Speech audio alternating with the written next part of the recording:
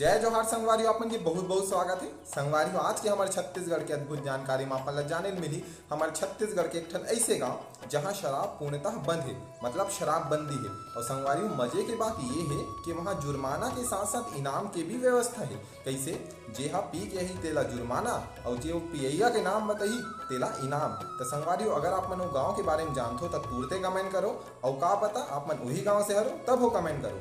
तो संगवारी वो हरे हमार खुज्जी विधानसभा के घोंगरे गांव में संगवारी हो शराब पूर्णतः बंद है।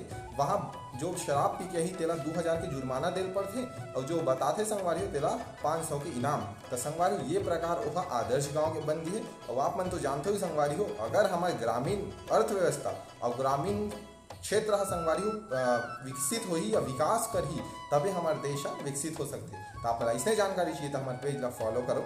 बहुत बहुत धन्यवाद। जय जोहार, जय छत्तीसगढ़।